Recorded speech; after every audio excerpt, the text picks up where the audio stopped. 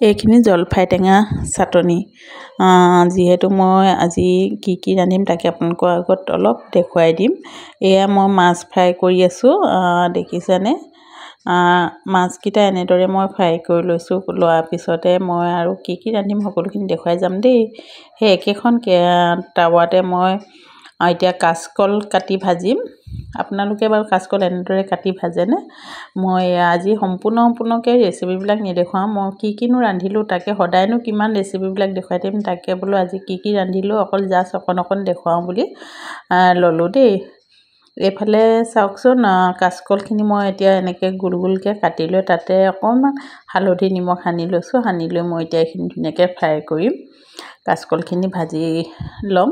আপোনালোকে যদি ভিডিঅ'টো ভাল পায় তেনেহ'লে লাইক কমেণ্ট শ্বেয়াৰ এটা কৰি দিবলৈ নাপাহৰিব দেই। ভালকৈ সম্পূৰ্ণকৈ চাব। সকলোখিনি মইনো আজি কি ৰান্ধিলোঁ তাকে আপোনালোকৰ আগত শ্বেয়াৰ কৰোঁ বুলি ল'লোঁ, গতিকেলৈ সকলোখিনি চাব।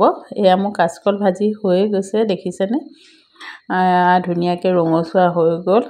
ইতিমধ্যে কাচকল ভাজিখিনি মোৰ হৈ গ'ল।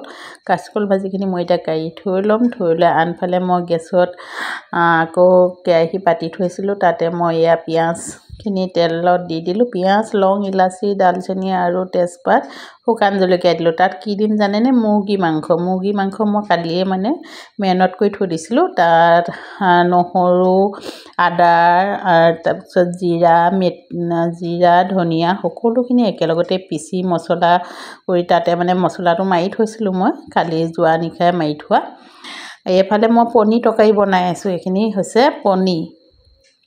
এটা চাইডে মই এখন কেৰাহীত মই মাংস তৰকাৰী বনাম আৰু আনখন কেৰাহীত মই এয়া পনীৰ বনাই থৈছোঁ। পনীৰ তেল মৰাটো আপোনালোকক নেদেখুৱালোঁ কাৰণ সকলোৱে জানেই পনীৰ কেনেদৰে মাৰে, আৰু মই ভিডিঅ' দি থৈছিলোঁ পনীৰ বিষয়লৈ, সেইটো কাৰণে নেদেখুৱালোঁ।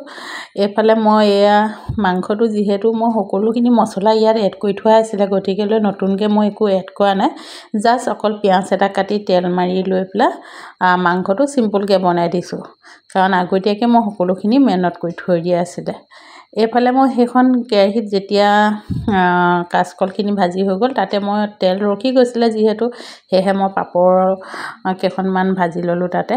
পাপৰখিনি এতিয়া ভাজিলে আপোনালোকে কি কয় বাৰু? পাপৰ ভাজি ক'ত থয়? মই পাপৰ ভাজি ক'ত থওঁ জানেনে? ডাঙৰ কেৰি বেগ এটাৰ ভিতৰত ভৰাই থৈ দিওঁ, তেতিয়া মানে মচমচীয়া হৈ থাকে। সকলোৱে দিনটো খাই থাকিব পাৰে, যেতিয়া মন যায় তেতিয়া পাপৰ চাহৰ লগতো খাব পাৰি। এনেদৰে যদি ভাজি থৈ দিয়ে বা ভাতৰ লগতো খাব পাৰি। ভাতৰ লগত খাই যদি থাকি যায় তেতিয়া চাহৰ লগতো আপোনালোকে খাব পাৰে। তেতিয়া মচমচীয়া হৈ থাকে। যদিহে কেৰি বেগ এটাৰ ভিতৰত বা পলিথিন এটাৰ ভিতৰত যদি ধুনীয়াকৈ বান্ধি থৈ দিয়ে ঠাণ্ডা হোৱাৰ পিছত। আনফালে এইখিনি মই মচুৰ দালি, মগুৰ দালি, ৰহৰ দালি, মিক্স দালি মানে বইল কৰি থৈ লৈছোঁ কুকাৰটোত। এটা হুইচেল দিয়া, এইখিনি পানীটো একেবাৰে কমকৈ দি পেলাই হুইচেলটো দিয়াই লৈছোঁ। এইফালে মই দালি তেলটো মাৰি দিলোঁ, পাঁচফোৰণ আৰু শুকান জলকীয়া দি। এয়া মোৰ দালিখিনি হৈছেগৈ আৰু তেজপাত, পাঁচফোৰণ আৰু শুকান জলকীয়া দি পেলাই মাৰিলোঁ। আনফালে এইখিনি মাংসখিনি যে দিছিলোঁ দেখিছেনে? তাতে মই উতলা গৰম পানী এইখিনি দি দিলোঁ। যেতিয়া মাংসটো বহুত ভাজি ল'ব লাগে, যেতিয়া ভাজি ল'লে কালাৰটো বহুত ধুনীয়া উঠে। এয়া দেখিছেনে?